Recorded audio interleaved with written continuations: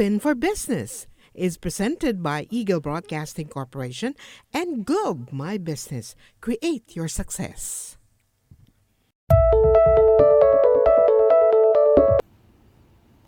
Greetings from the Philippines to the world. It's May 18, 2019, 5 p.m. here in Manila. We are on Facebook Live on Eagle News and also on our digital channel, Eaglenewslive.com. Watch a video also in the Eagle News channel on YouTube. I am Cesar Vallejos. We are open for business. Join me discover the latest news and information in business around the world. Stay ahead of the curve from vision to action. The peso is 52.40 against the dollar, and at the closing of trade last Friday, the Philippine Stock Exchange Index closed at 7,475.16, down 101.55 points or 1.34%. In the digital economy, organizations need to reinvent and embrace digital transformation, or else they will be left out and eventually die. Business leaders must drive their companies to be digital and champion a digital execution that is well organized across their strategic, organizational, technological, and financial initiatives to realize transformation that enables them to compete in the highly digital economic markets today. This is not only the job of business owners and CIOs, but it also involves all employees, as digital transformation requires organizational and culture change. Companies need to be digitally determined to achieve the transformation. We have later this afternoon a very distinguished guest who will provide us the difference between digitally distraught and digitally determined, and who will share with us a blueprint that will help organizations in their digital transformation strategies. Randy Roberts, the head of Operations of IDC, the most trusted IT research advisory firm in the market, will join us after these headlines.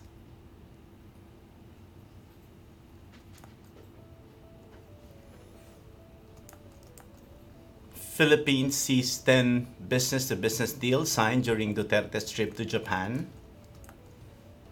According to Fitch, Duterte allies Senate victory a boon to the economy. And FDC income expanded by 50% in January to March. And here are the details. The Philippines expects to sign at least 10 business-to-business agreements during President Duterte's visit to Japan this end of May. Trade Secretary Ramon Lopez said on Thursday that these agreements include 2 memoranda of understanding and 8 letters of intent on various areas such as electronics, manufacturing, data analytics, services, energy, transportation, and tourism. In other words, companies that are already here that are intending to expand their operation, invest more, expand operations. These are big Japanese companies that we cannot also ignore. They still want to express their support and confidence for the current administration, and they want to indicate their intent and invest more. Lopez said the president is set to be in Tokyo on May 30 and 31 to speak at the 25th Nikkei conference on the future of Asia. This is his third trip to the country's top source of official development assistance since assuming office. Lopez added they are also arranging a roundtable and business forum for the president to attend. Lopez said he also expects the president to talk about the country's economic gains, especially its recent credit rating upgrade from S&P from BBB to BBB+, the highest credit rating it received from a major ratings agency to date.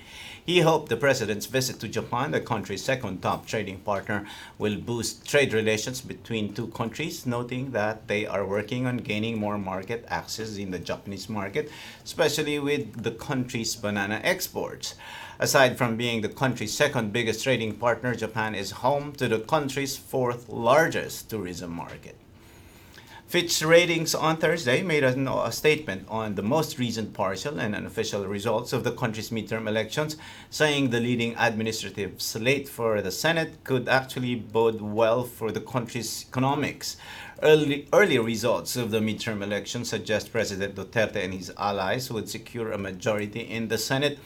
This outcome, if confirmed, could bode well for policy continuity during the president's remaining term, Fitch Ratings Associate Director Sagarika Chandra said.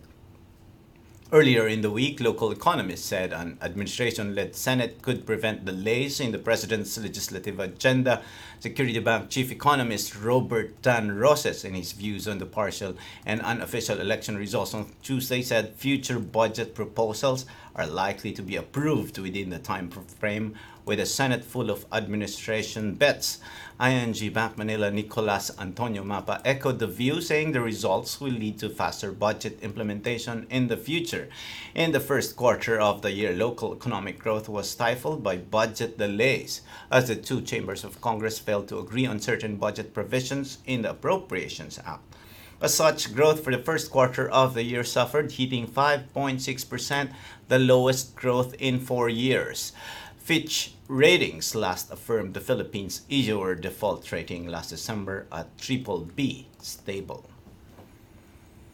Gotianon family-led Philinvest Development Corporation on Thursday said it posted a consolidated net income of 3.86 billion pesos in the first quarter of the year, some 50% higher than last year's 2.57 billion. Excluding one-off expenses in the first quarter of 2018, consolidated net income increased by 37%, the company said. The strong performance was on the back of revenue growth of 22% to 18.52 billion pesos from 15.76 billion, composed of contributions from its core businesses in property at 43% and banking at 42%. FDC believes that property, composed of the real estate and hospitality segments, continues to be a strong source of growth for the group, contributing more than half of FDC's bottom line, it said. FDC's banking unit, East to West Banking Corporation, delivered net income of 1.3 billion pesos in the first quarter, 36% higher than the same period last year.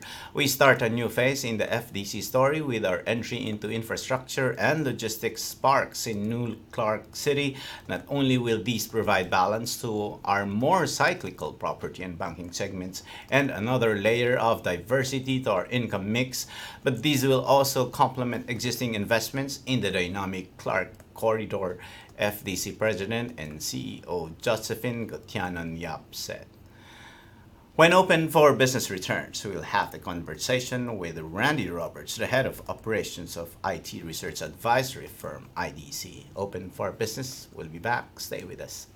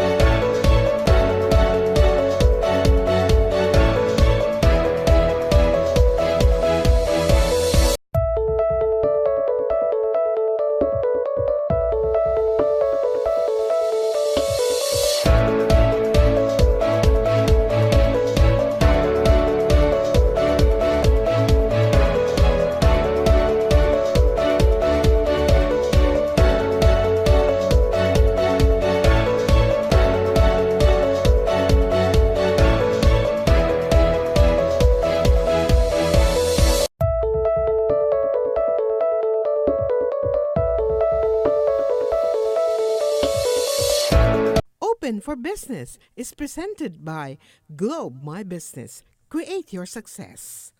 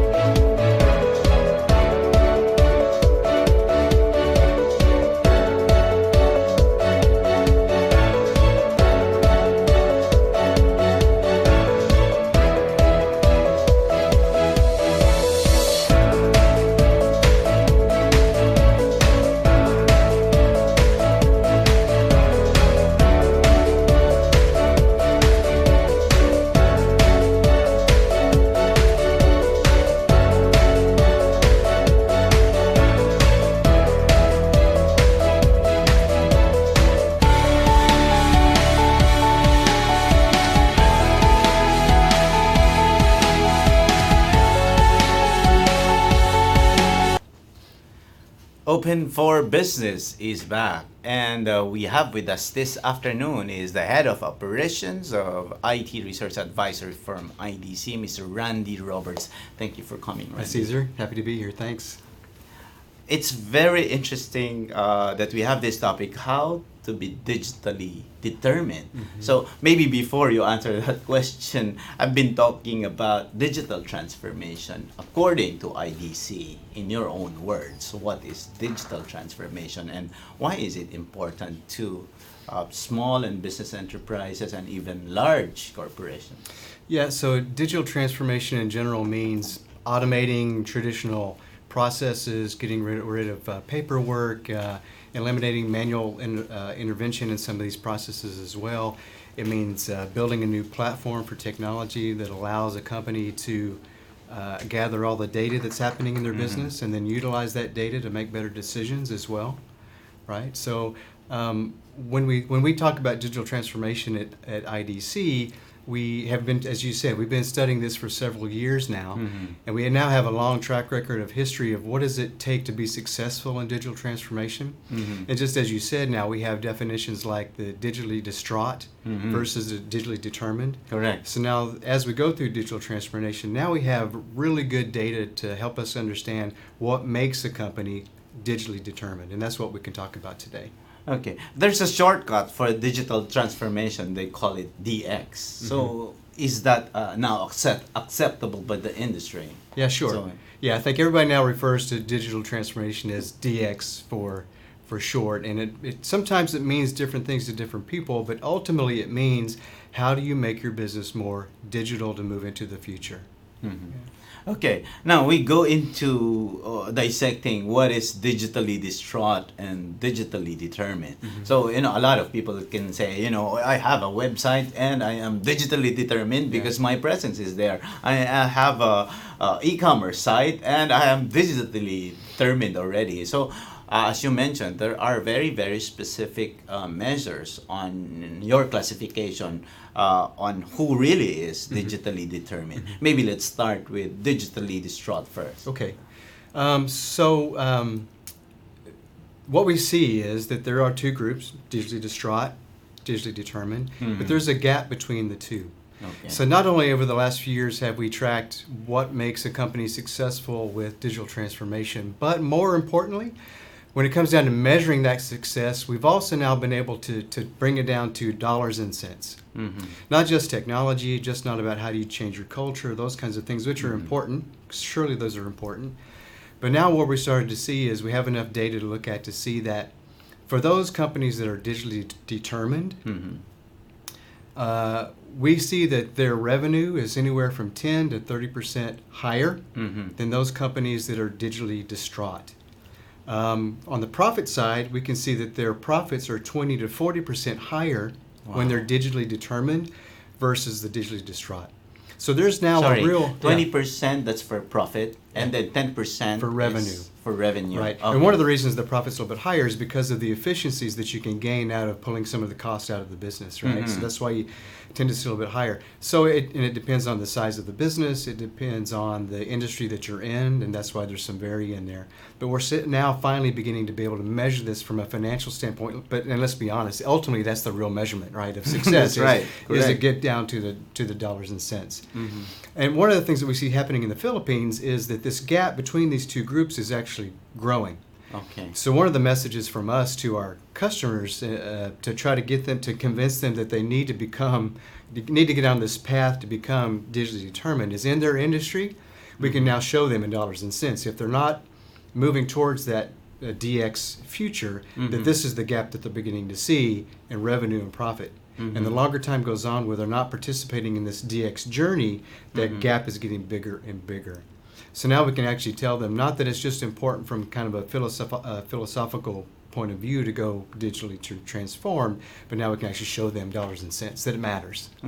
So that is the major, of course, the major measure, revenues and profits. That's the reason why you were able to really look at the gap. So what are the characteristics of each group? So we have seen the gap, in short, in terms of profits and revenues, we see the clear difference. But in terms of the description, how do you describe each group? Yeah, sure. So in the Philippines in particular, what we've done is we've created what we call a blueprint.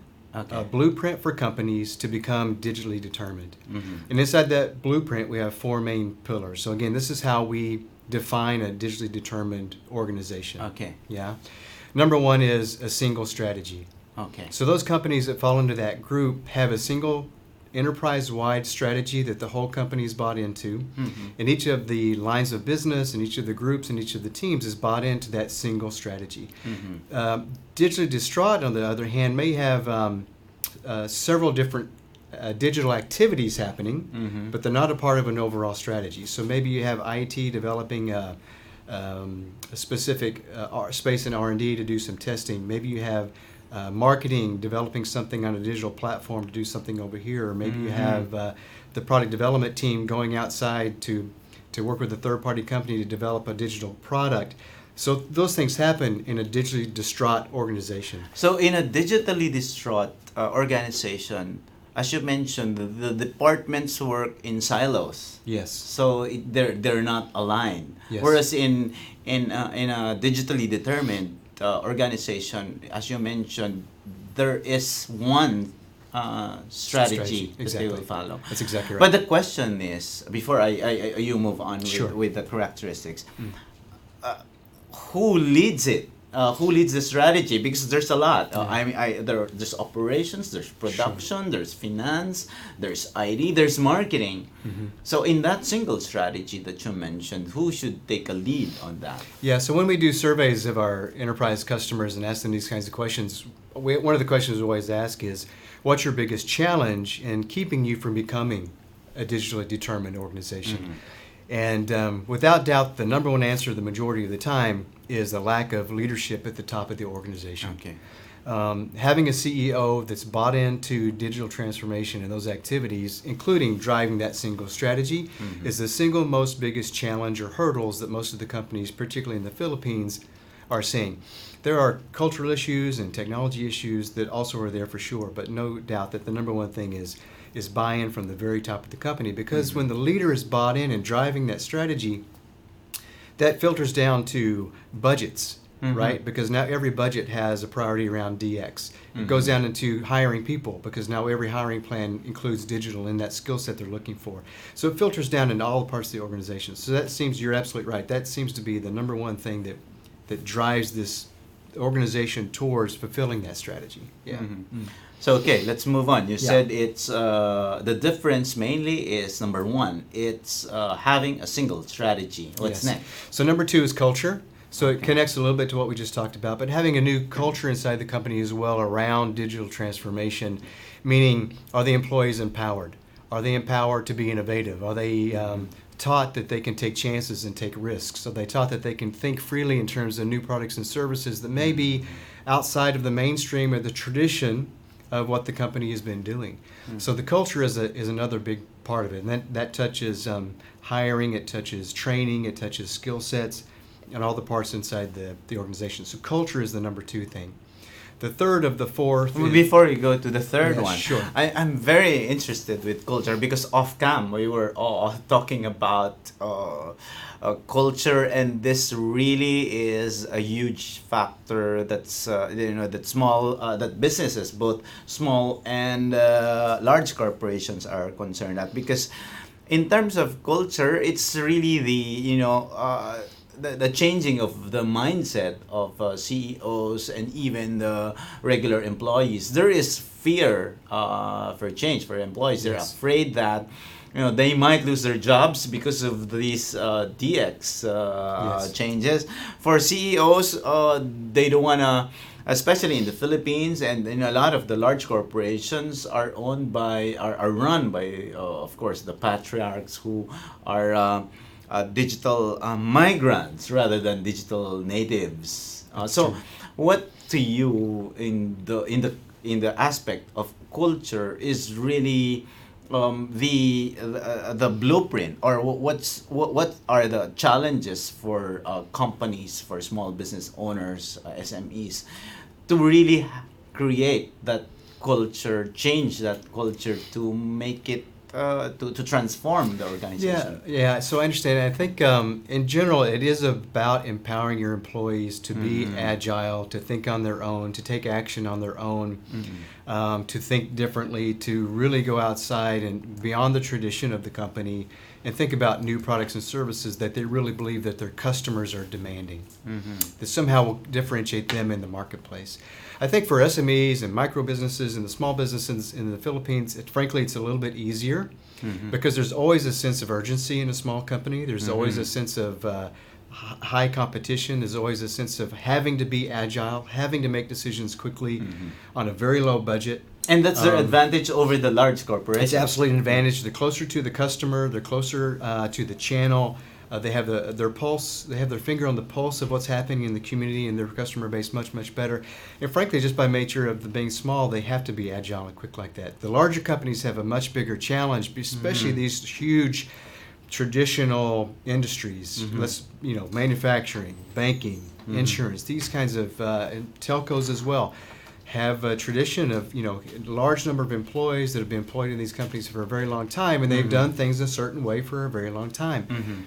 It takes a lot of effort and work to change those mindsets. There's no doubt, and inside the culture, which again brings us back to the number one most important thing is having that leadership at the top to really push this down. If it's not pushed down, there's always an excuse inside of one of the lines of businesses or part of the company that says, well, it must not be important to us because our leader is not supporting it. So inside these large companies, it has to be pushed down. It has to be made a priority. And again, you have to be able to give people a little bit lower in the organization the ability to make decisions on their own, empower them, make them responsible and accountable for making those decisions, but they have to feel like they can think outside the box. And it's very difficult for employees that have been at companies for 10 to 20 years to do that. So, you're right. like for example, now, so how would you, like say, if you're a CIO or if you're an employee of an organization, how do you encourage or how do you present to your CEO who has, who in the first place would be hesitant to implement these changes? Sure. Yeah, sure. So the I guess the good news about digital transformation is it doesn't really matter what industry you're in. Let's be honest. Every single industry has a threat to being disrupted with other competitors that are coming in. There are digital natives all the time coming into large industries and disrupting those industries. So one of the things that we do, actually, whether we're talking to our manufacturing customers, our telco customers, big tech customers, whoever they happen to be, is we do show them a forecast of their traditional market and what's going to happen to their traditional market in the future and the threats and the risks coming into those markets. And most of the time, we can show them that their traditional revenue streams, for example, are going to go flat or maybe start to decline as a result of a maturing market and as a result of new disruptors coming into that particular market and offering better products and services. Digital products and services that are much easier to get to, much easier to use on your mobile phone, online, gets rid of the paperwork, gets rid of the manual intervention of having to talk to people, and gives much more freedom to the end user. So we can always kind of show them this forecast of what's going to happen in their business, and if they don't act, and if they don't make these kind of changes inside their company, this is the threat that may happen to their business. Yeah. Okay, so you already mentioned about single strategy. Next is culture. Yes. What else should be considered? So and the difference between the two. Third, again, a little bit related, is on the financial side. Okay. So there also has to be a dedicated budget and financial plan to support digital transformation. And this is, again, because if you don't have a single financial plan of investing in digital transformation, it's very hard to measure it. To measure the results from a company enterprise-wide perspective. Again, you may have IT investing a little bit here of their own budget. Sales marketing may be investing a little bit of their budget. Product may be investing in a little bit of theirs. But it's, again, not part of the strategy. It's not part of the overall budgeting process, and it's very hard to measure if anybody's really having any success on that. So having this very specific plan of investing and then measuring the ROI on that investment around digital transformation is the third part of the blueprint. It's also extremely important. Okay. Speaking of finance, that is really a major challenge for a lot of companies because there are sometimes when you look at digital transformation, there's a lot of things to change. From your emails, for example, to your servers, to your the way you communicate. Even your connectivity.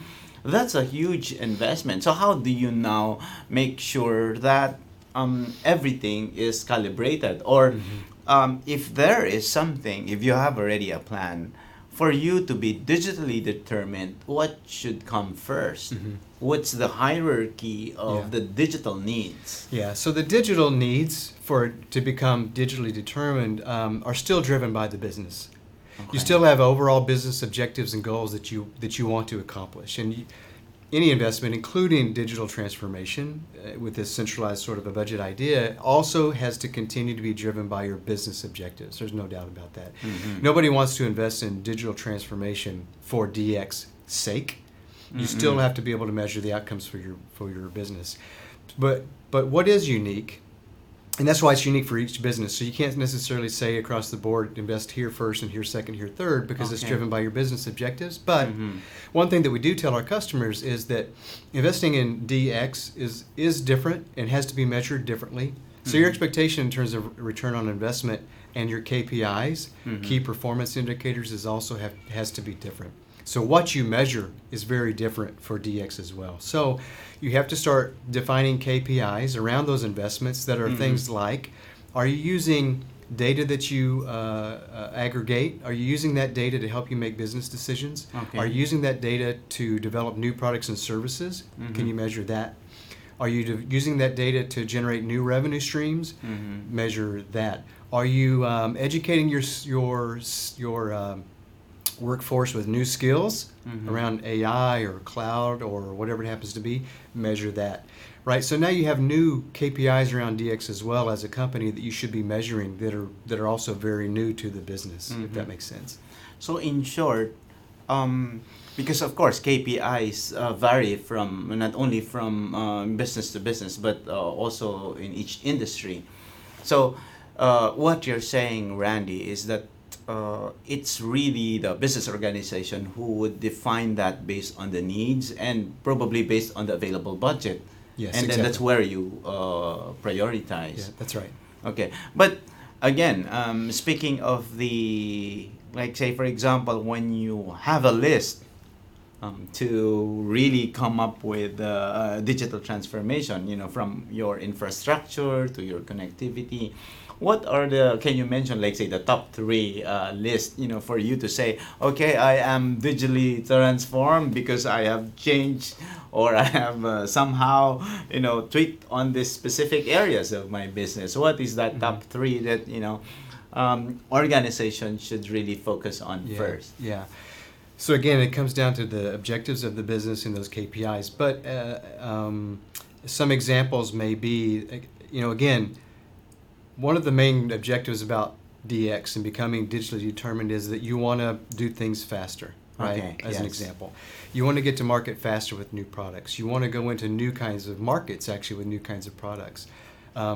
So being able, at the end of the day, well, first of all, let me say this: the DX is a journey; it's not a destination. Okay. So I'm not sure that any business can say we've done it, we're there, we're done, Okay. because it does continue to go on. You can always get better and better, right? But to become sort of, if eventually you want to become as digital native as you said, everything is digital. Maybe that's an ultimate objective, but you're always trying. But you can measure things like, are we getting to market?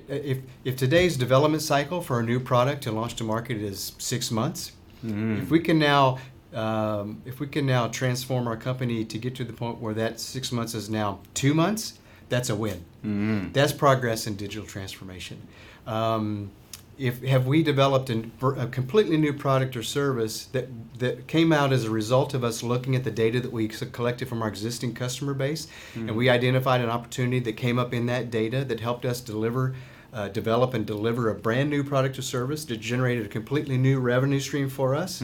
If that's the case, that's an indicator that you are digitally determined in that part of your business. Yeah. Interesting. Okay, now we have, of course, we have the single strategy, culture, and finance. Yes. So what's the next? Yeah, so the fourth of the four pillars for the blueprint for digitally determined is technology, and that is a platform. This is very, very important for a technical platform to be able to deliver all these things that you want to do, all these new products and services that you want to get to the market faster.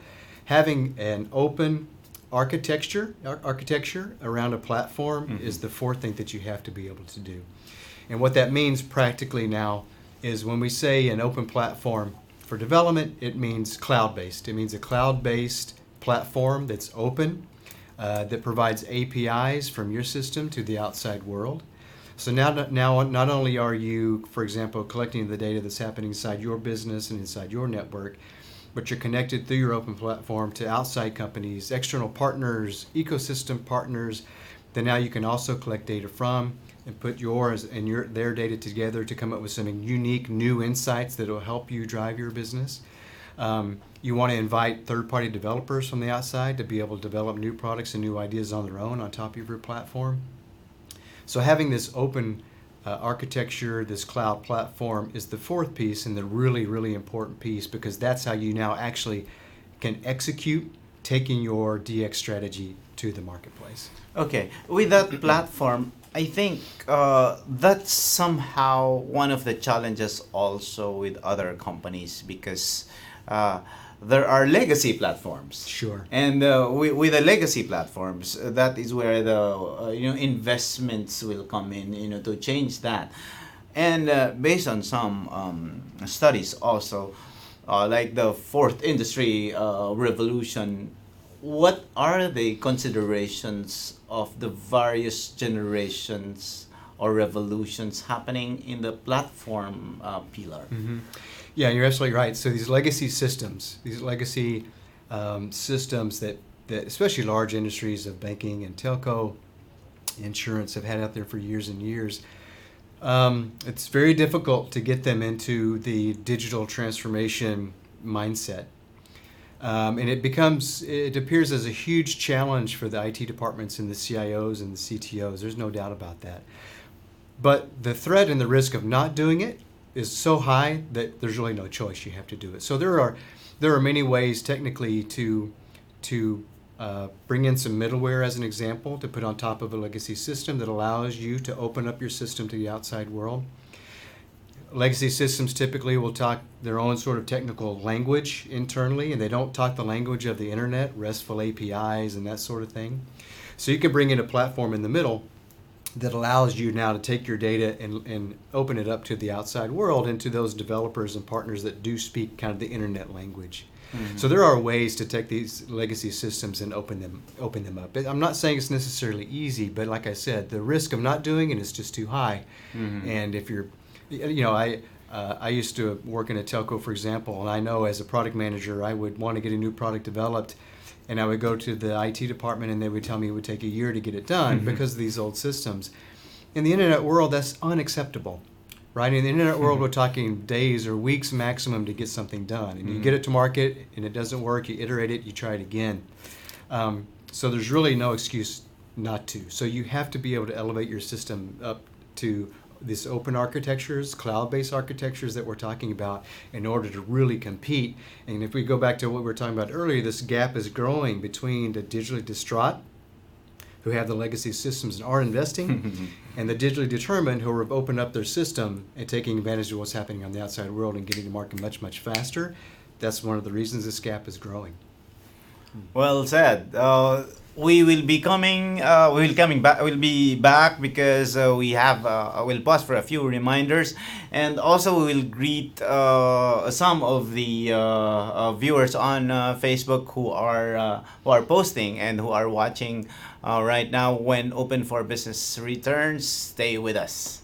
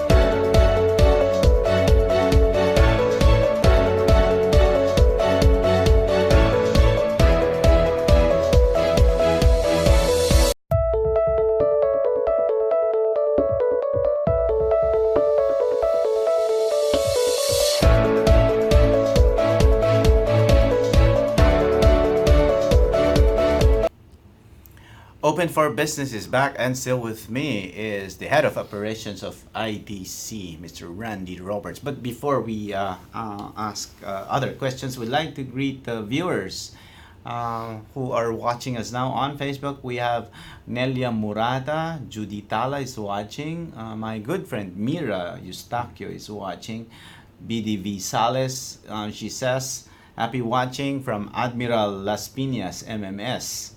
And Mira is watching from Cavite. And also Emmy Tiongson Coloma, our business correspondent based in Moscow, Russia. And also Tirso Jr. Nieva Paglikawan, Lerma Mendoza Mahina is just watching. And watching from Hong Kong is AMD Magno. And Joan Albufera is watching. Kakam Albenes Roldan Emma is also watching from Hong Kong. Joining us is Mark Ignacio, Jojo Camilio, and Mazaila Directo. Also, this afternoon, some of the members of the faculty and the students from the New Year University are watching. These are from the colleges of Computer Studies and the Graduate School of Business. So my question there, Randy, is like, say for schools like this, how will they shift their strategy or transform their strategy towards digital transformation? Like, of course, we talk about artificial intelligence. We talk about digital transformation in education. Now, they even integrate LMSs, the learning management systems. Like, how will they, from the enrollment per se, on the administrative point of view. So how would they automate it from, because a lot in the educational sector would really, they also now use various devices in their teaching methods. From LMS to various devices, both in the school or off-site. So everything is done online.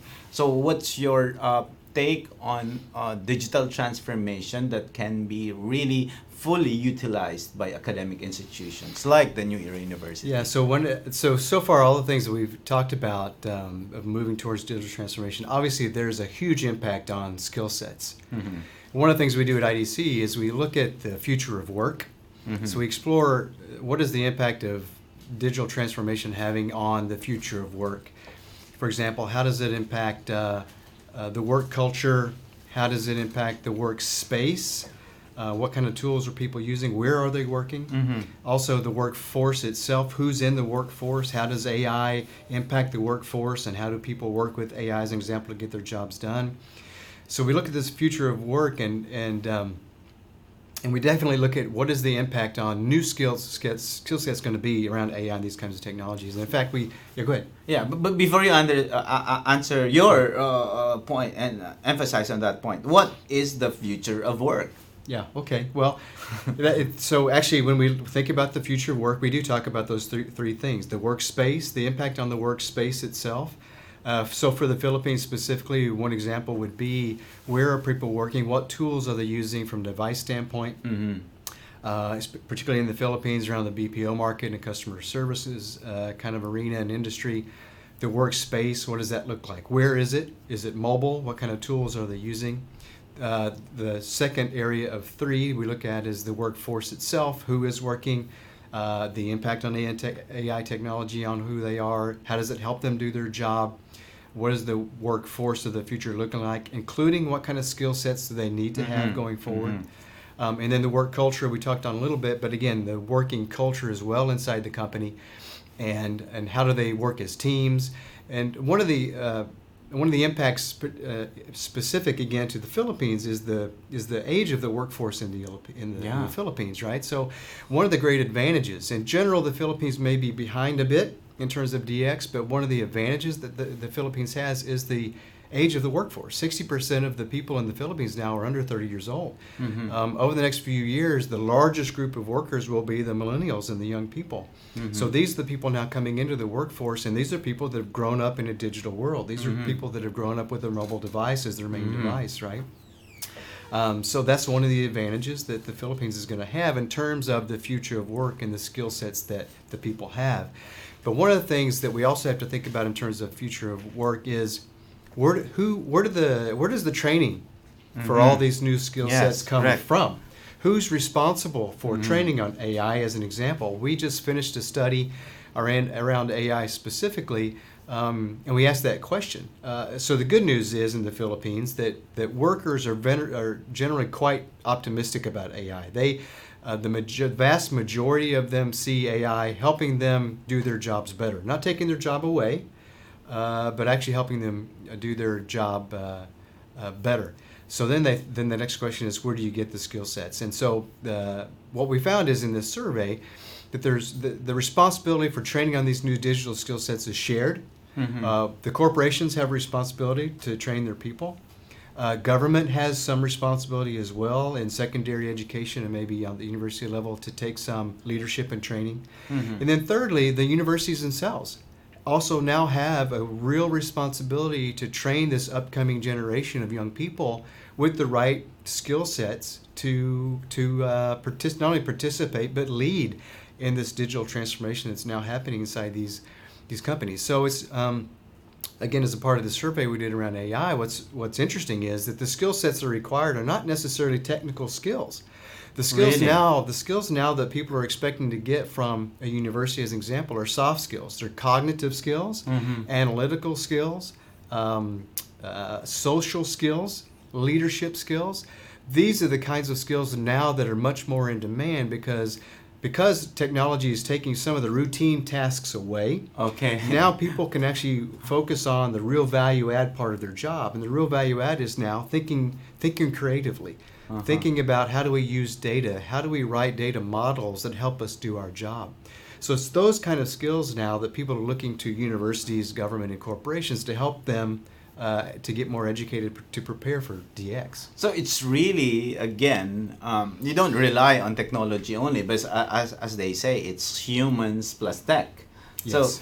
So there's for universities, like for example, so it's not necessarily, as you mentioned, just on the technology side, but as you mentioned, it's the soft skills that have to be also that's very beneficial Yes. in the digital world. But in terms of technology, what skill sets are needed? Because of course, right now there's a lot of new jobs in the market. Before, during my time, I don't hear about a data scientist or what else. A lot of new, from SEOs and SEMs. There's and the coders. What in terms of technology? Of course, we understand the soft skills because that's also available. But although they're not necessarily positioned towards pushing for technology, but in terms of technology side, what areas should be really focused on to ensure that organizations, like say for example a university would be offering new training programs, Yes. or they would, if they have to revise their curriculum, what skill sets should be focused on Yes. in that particular training program? Yeah. So when we talk about DX and these companies that have made it to this digitally determined kind of a state, one of the things that is very clear is, as we talked about a little bit already, is that they figured out how to leverage the value of data. Okay. Data that's being collected in the internal systems, data that's being collected from external systems of partners as well. But looking at the insights that's available in this data and turning that into money, turning that into new products and services, selling that data directly, getting into entirely new markets, but identifying new opportunities as a result of the data is one of the key drivers.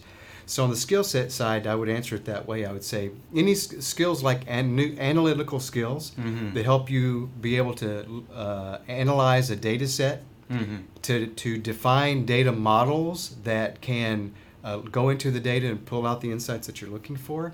And as you mentioned, data scientists is is a new job role that frankly didn't even exist a few years ago. It's another Yes. way of new jobs that didn't even exist.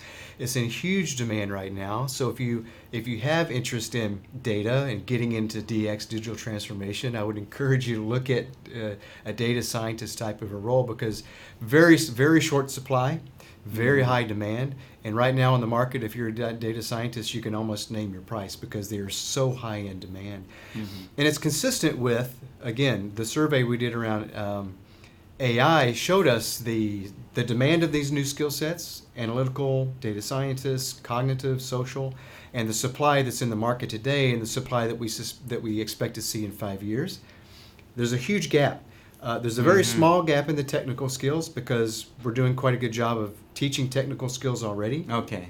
But the supply of these softer skills is in very low supply, and the demand is growing as more and more companies go down the digital transformation path. So I have a young daughter who's in university right now, and I encouraged her. I said, listen, if you're interested in data and analytics and statistics, this is one of the things you should look at, because this is one of the places that you can almost name your price. Okay, that's very interesting. Okay, we have questions here. How will companies deliver business business competitiveness through DX? And where is the Philippines among other countries in Southeast Asia in terms of DX adoption? Okay, great. So that's a great question. So let's talk about some real examples. So we've talked about DX a lot. We've talked about the blueprint of what does it take to get there. We've talked about the culture and the leadership, those kind of things. And we know that we can now measure the financial performance of digitally determined groups. So some real life examples. So a couple of examples. One is DBS Bank, and these are all examples of traditional businesses that have moved now into DX and are now a part of this digitally determined group. DBS Bank moved into India. They had a plan to go into the India market, big market, growing market. What they did was they went into they created a new service called DigiBank. Went into India, and they launched this new service as a mobile-only, digital-only banking service in India. No branches at all, no physical branches, all done on the phone. They've accumulated over 1 million users in the last 2 years already. They have very minimal human intervention in the whole process. You can set up a new account, you can transfer money, apply for a loan, all that is done. So this is an example of how a traditional business and bank went into a new market with a completely new offer around a digital-only, mobile-only offer. Another example is in Singapore. Alibaba actually developed a new application for a credit agency, and they developed it's called Sesame Credit. And they developed this with the idea in mind of trying again to eliminate human intervention in the process. So they developed an application on a mobile phone where you can, within 3 minutes, they can approve your credit. Within 1 second, they can transfer money to your bank account, and that's with 0 people involved. Wow. So again, taking a loan approval kind of a process that typically might take a lot of people and paperwork, and they've completely digitized it, put it on a mobile device, and now within 3 minutes, approval, 1 second in your bank account with no people to talk to or deal with. So another great example. One last example in the Philippines. Globe Telecom, a traditional telco business, typically very difficult to get moving and move fast and those kind of things and change. Actually won an IDC DX award last year because they've started to now focus more and more on generating new revenue around content. So they've actually done a very good job now of developing new content, providing that content in terms of video and formatting, that sort of thing, and actually beginning to look at some original content as well for the Philippine market. So another example of a business now in the Philippines that took a traditional kind of a telco model and said, listen, we need to look at new revenue streams. And they looked in a different direction and came up with some content, and now they've actually won a digital transformation award as a result of that. So it's a local example as well. Okay, perfect. But generally, is the Philippines ready for digital transformation? Because there's data also coming from IDC that only about 40% of the Philippine businesses are into digital transformation. So there's a 60%, that's lagging behind. That's true. So is it ready? And how would this 60%, go to the group, to the digital determined group? Yeah. So another survey that we've done in the Philippines is around exactly this question. We asked enterprises in the Philippines, where do you believe you are in terms of digital transformation? And you're right, it was 37% of the enterprises in the Philippines came back and said that we believe we are in the digitally determined group, which means there are 63% that are still in the digitally distraught, don't have a clear strategy, maybe experimenting here or there, but aren't making much progress. So that's kind of where we are today. And as I mentioned before, this gap between these two groups is growing. And so this 37% is sort of a self-defined, we are digitally determined. We also have other data, though, that shows that, frankly, the reality is that even fewer Philippine companies are in the state of digitally determined.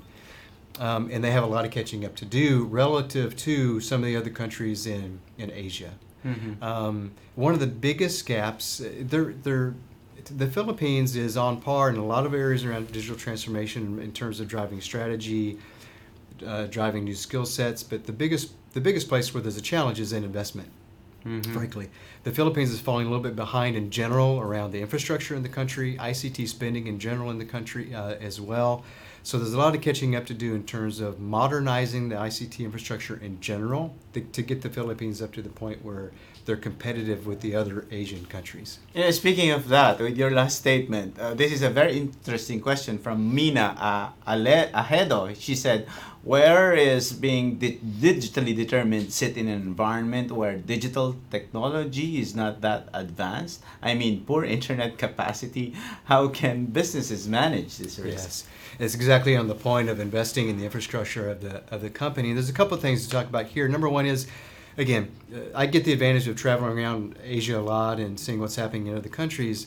The regulation and the investment of the government in the Philippines, frankly, is a little bit slower than some of the Asian countries, to be honest. And that's why you see some of the challenges maybe with some of the infrastructure in the Philippines. So in some of the other countries, particularly around in Singapore and in Taiwan and even in Vietnam, the relationship between private and public industry is actually very, very tight. They work closely together. There is investment that goes in from the government to help private companies move towards digital transformation, to build ecosystems up, to provide incubation areas where companies can work together to make that happen. And we don't see that public-private partnership activity happening so much yet in the Philippines. The creation of the DICT, the Department of the new digital sort of driving the agenda for the Philippines, that group is helpful. And they're doing quite a lot already, but a lot more needs to happen to bring the Philippines up from an infrastructure standpoint where they're going to be competitive. Unfortunately, one of the things that we see happening in the Philippines is there are some real creative businesses that are starting here. But sometimes... creative businesses? Creative new businesses, OTT kinds of businesses, right. Those kinds of things, digital native businesses. But what tends to happen is when they get to a certain size, frankly, some of them move to other places like Singapore where the infrastructure is more reliable, the broadband connectivity is more reliable, and that's unfortunate because you want to scale your business, and that's what digital native businesses do. They scale really, really quickly. The infrastructure in the Philippines isn't quite there yet to the point where they can support those kind of businesses, unfortunately, so some of them do move out.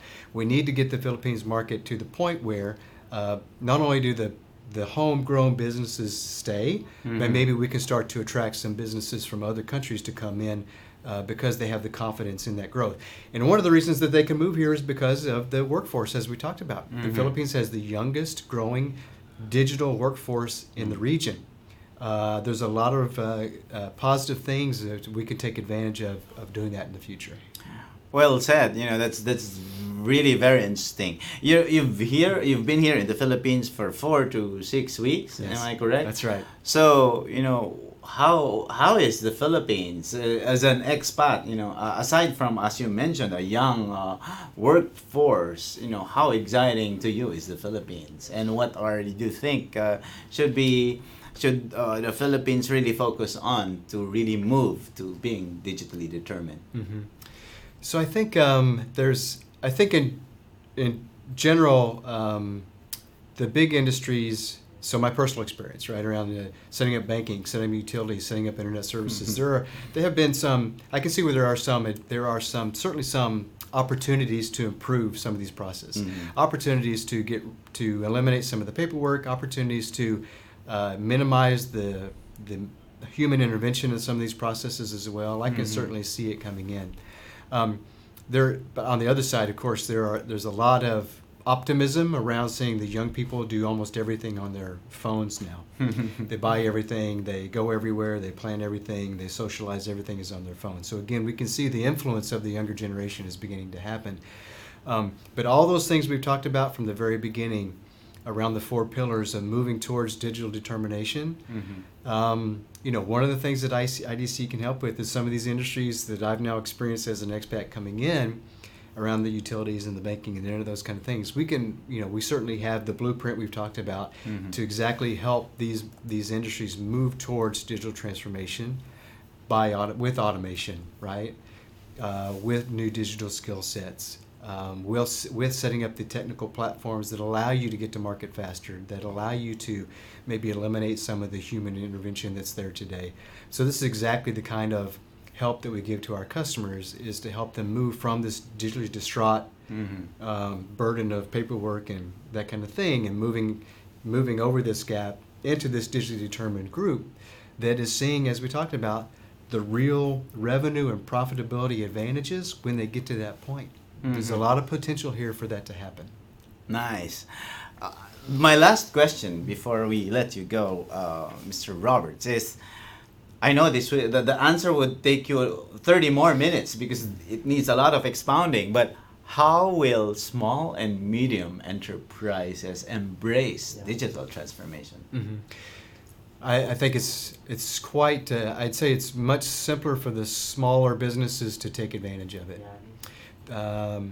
It's as simple as having a mobile phone and developing a mobile app in some cases to get started. And again, as we talked about earlier, the small businesses are so much closer to their customer. They know exactly what the customer needs in terms of features and functionalities. They know exactly the best channels to get to those customers as well. So they have all the knowledge. And again, if I go back to the value, the importance and the value of having data, the large companies rely on these systems to pull all this data together. Frankly, the small companies have the data almost at their fingertips, right? And even if they have a mobile app, these apps are collecting all the data that they need to make those decisions really quickly. Inventory decisions, new product decisions, new feature decisions, new channel decisions. If the demand from a new customer comes, being able to react to it really quickly and get something new to market or deliver that product to them really quickly. The small businesses have the advantage of agility. They have the advantage of the barriers for entry to become digital are so low. Internet connectivity, a mobile application, and you're in business, right? So the barriers to entry are so low, and you have the advantages of being able to move quickly, the advantages over the large companies. They're moving so slowly. I would say that the small businesses, SMEs, have an advantage right now, frankly. And before a lot of these digitally distraught companies figure out how to get over the gap, now is the time to take advantage. That's Mr. Randy Roberts, the head of operations of IDC, and thank you very much. It's a very insightful afternoon. We learned a lot of new information, and we, of course, the 4 important pillars for us to move from being digitally distraught to digitally determined. Especially that's what's needed in the digital economy, and to be able to compete more in the market today. Open for Business will return. We'll pause for a break and when we come back, our term of the week and our code of the week when Open for Business returns. Stay with us.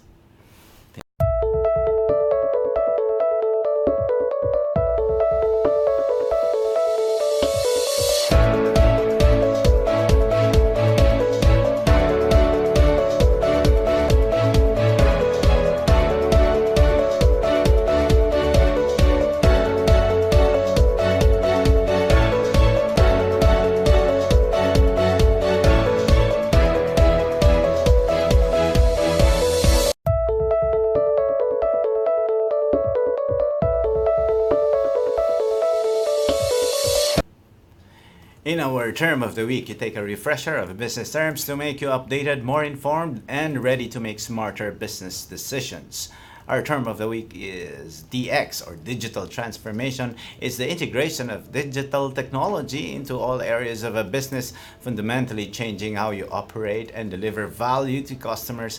It's also a cultural change that requires organizations to continually change the status quo, experiment, and get comfortable with failure. Digital transformation is imperative for businesses from the small to the enterprise. And our quote of the week is from Andrew Vass. He said, "In today's world of exponential change, organizations that get too comfortable with the status quo are at major risk of disruption. If you're not experimenting, and as a director, if you're not asking questions about how your organization is navigating and plugging into disruption, forming new ecosystems, and tapping into new markets, then your organization is at risk. In the area of talent alone, if you're not leveraging talent outside your organization, you'll never win the war of ideas because the smartest people in the world don't work for you." Join us again next Saturday, 5 p.m. Philippine time, for another episode of Open for Business, where we discuss business information, deliver the latest business news to keep you informed and open for business, and be ahead of the curve from vision to action. You're on Facebook Live on Eagle News, and you can watch us again in the video section of the Eagle News Facebook page and on eaglenewslive.com. Also visit postinglive.com for news and updates on Open for Business. Catch me later at 9 p.m. and every Wednesday also at 9 p.m. on Net25's Eagle News International as I report more business news here and around the world. For Open for Business, this is Cesar Vallejos. Have a great day. Open for Business was presented by Eagle Broadcasting Corporation and Globe My Business. Create your success.